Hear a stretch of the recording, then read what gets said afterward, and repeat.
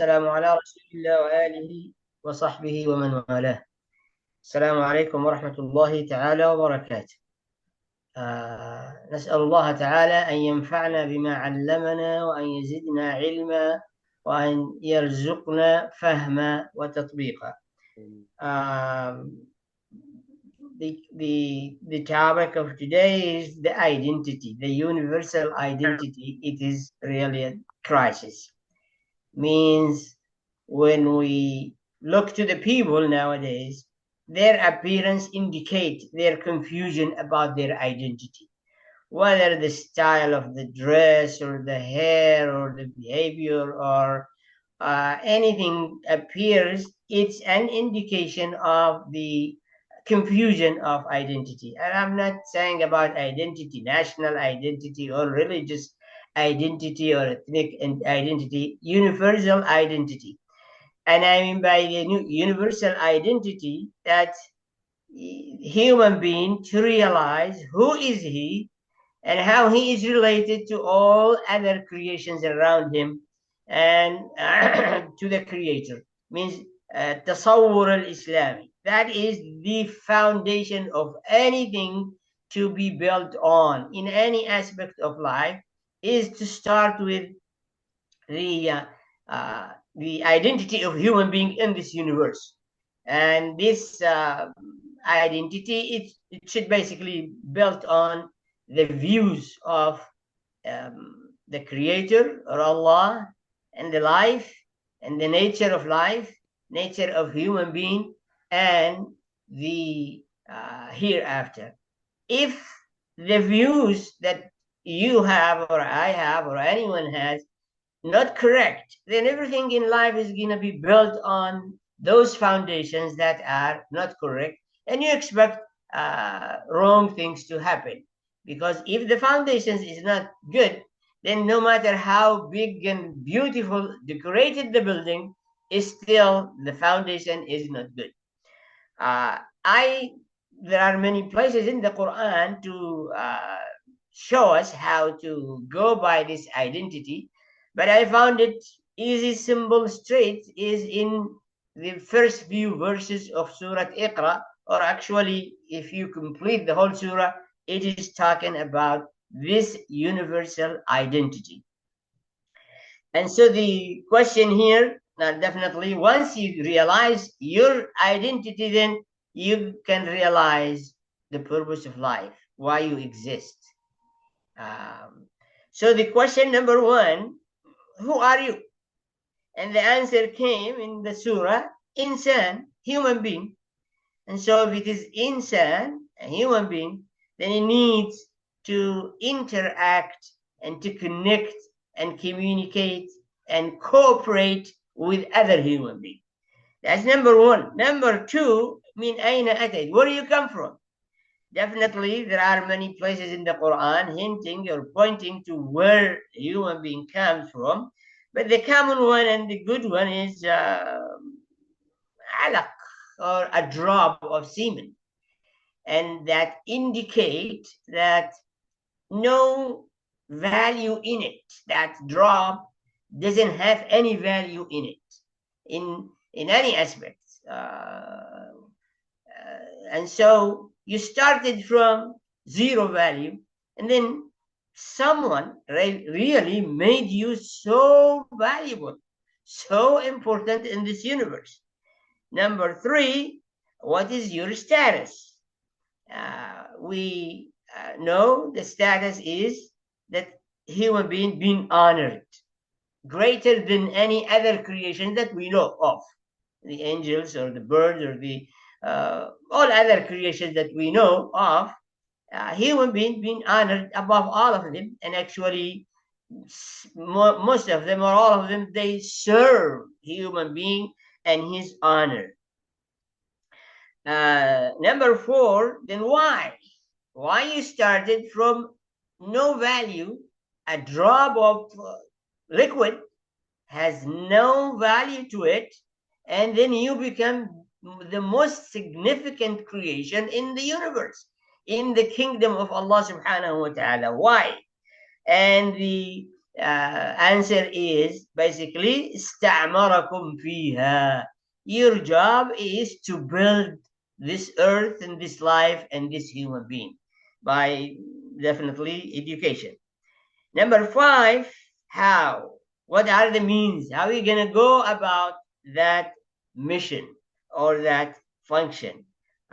Definitely, the surah has mentioned the pen, the intellect, the subjugation of all other creation, the learning and teaching, and reading.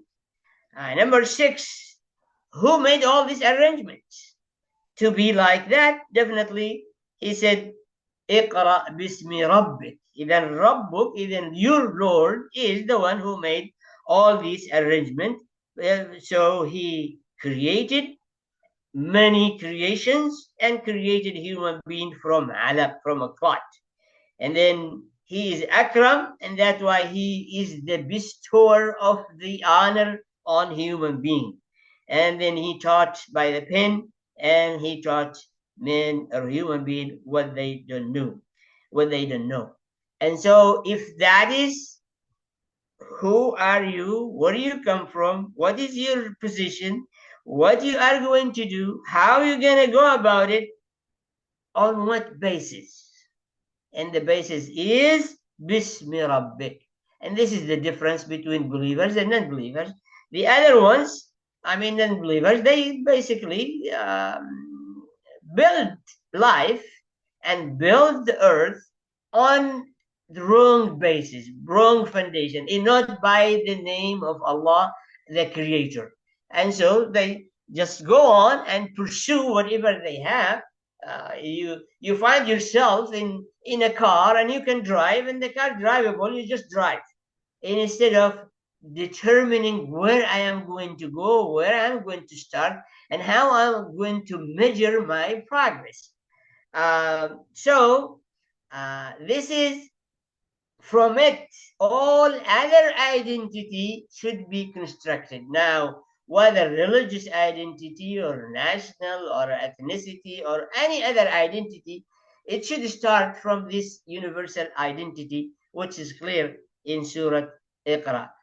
If people really, anybody, even Muslims, understand deeply, completely these questions and their answers, then the road is clear, the goal is clear, and what to do is clear, and many, many problems will not be there. We start fighting and opposing and doing some destructive things or some constructive things because of who are we and how we perceive ourselves and our job and our mission and our purpose in this life. So the second one is the ultimate status of human being started from a cloth which has no value, no significance in it, is to strive and struggle and learn and teach into the point where you reach the taqwa. I mean, we went not just iman, not being good, not being beneficial, to the point where is to gain the taqwa.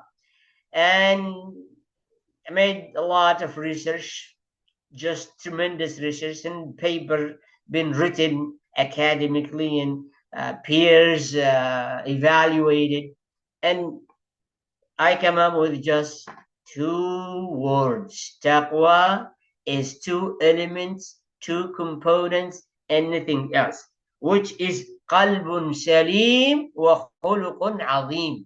Wherever you go in the whole Quran or hadith or sunnah or the saying of the tabi'een or whatever been said, no more than these 2 words.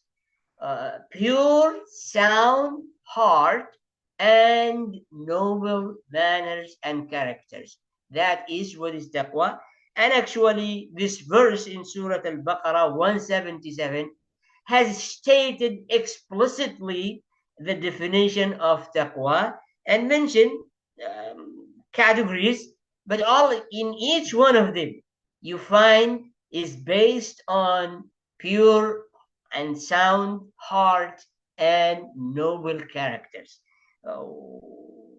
You can reflect on it. I'll let you go and just go back again and read it and read it and read it and see that each part, each word, each pillars, each action, each quality in it basically has the two elements قلب سليم وخلق عظيم.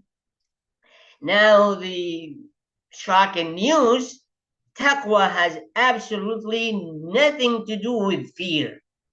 In linguistically or usage of the language or history or anywhere, no meaning, nothing. And it is a wrong thing to say Allah has prescribed fasting on you that you might attain taqwa. You are already fasting, and fasting indicates the quality of taqwa. You know who is Allah. You know what you're supposed to do. You know what you're not supposed to do, and you are already doing it.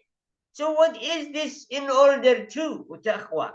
I mean, status I am already having and practicing, aware and doing. I am fasting. That is the taqwa. And making some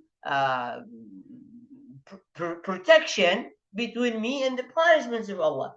But Allah said, كتب عليكم الصيام كما كتب على الذين من قبلكم لعلكم تتقون. The real meaning is that you might have pure sound heart and noble characters by practicing fasting, not whatsoever fearing Allah subhanahu wa ta'ala. It's a problem in all literature. You find just immediately taqwa, fear of Allah. Taqwa is fear of Allah. How did they come up with that? It's basically lack of expression and lack of deep understanding and say to the term of taqwa. Say, oh, if you put something as a protection between you and the punishment of Allah, that comes out, it's just implicitly, it comes out of your fear.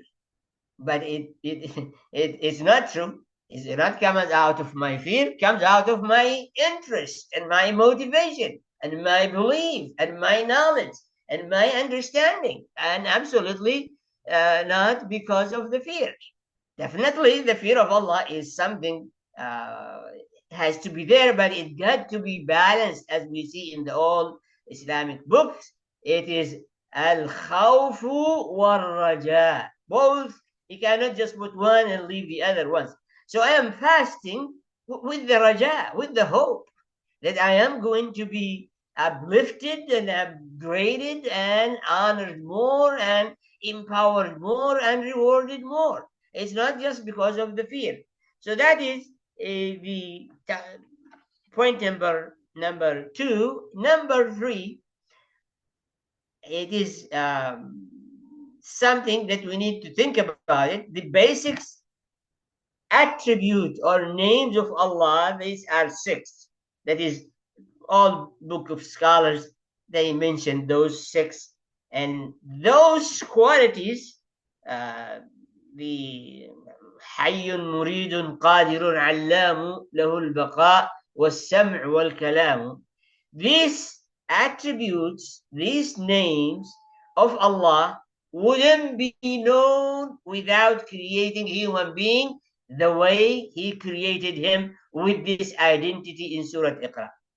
With the other, because the other creations, they are compelled and they are limited in their knowledge, and they are basically have no say and unable to move right or left one hair off the course that they are programmed to. Human being only, the creations were a reflection of these names of Allah, of His knowledge, of His power and might, of His, because the human being communicates, and Allah definitely, that's how we learn Allah, Sami' Basir, because He created something that way. And also the honor. So, but if you look at this creation, is different than all other creations. I mean, as you see here in the description, this creation is challenging, repelling, criticizing, rejecting, disbelieving, committing whatever they wish.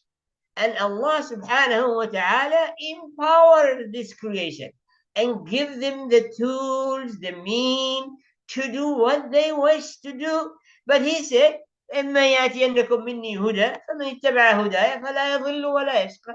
I'll provide you with guidance to avoid all these mishap and destructive action and behaviors. But it is up to you. And this is how I introduce myself to humanity and all my creations. This is who I am.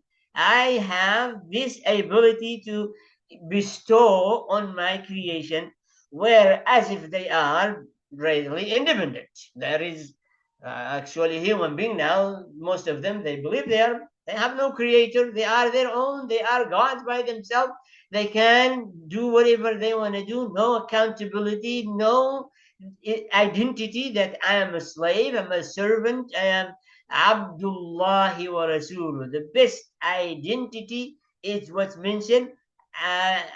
Isa said, and Muhammad sallallahu alayhi wa sallam, إنما عبد الله ورسوله. And utitul kitab, those how they define themselves, the messengers, and also all believers, all human beings, they should be adopting this, but based on willingness, knowingly, choice, motivation, and conviction, not by compulsion. And that's why the verse in Surah Al-Baqarah 143 said, وَكَذَلِكَ جَعَلْنَاكُمْ أُمَّةً وَسَطًا لِتَكُونُوا شُهَدَاءَ عَلَى النَّاسِ. Now, probably the whole Muslim world is totally confused about this word wasata. And there are organizations and ministers and books and research and many that we are balanced and we are moderate and we are just. But these qualities has nothing to do with being witness on human being.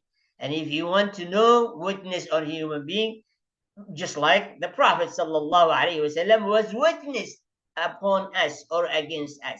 How did he do it? This is how we should go about wasata. And so the right translation, understanding of wasata, is transmitting the message. Wasat, you are made a nation that is transmitting the message for humanity. So just the Prophet sallallahu alaihi wasallam has transmitted the message from Allah, and he is between us and Allah, the bridge, where understanding the message and committing to Allah subhanahu wa ta'ala, we as Muslims supposed to be exactly the same way, transmitting the message to humanity. By that way, we will be able to testify for those who followed and against those who rejected to follow. We just basically, when you look to the literature and scholars and books and written in tafsir, we just went astray in that meaning. It doesn't mean we are not balanced. It doesn't mean we are not just. It doesn't mean, no, these are different qualities and they are must and they are true and they are reality, but they are not going to lead us to testify upon or against the one who rejected and for those who accepted.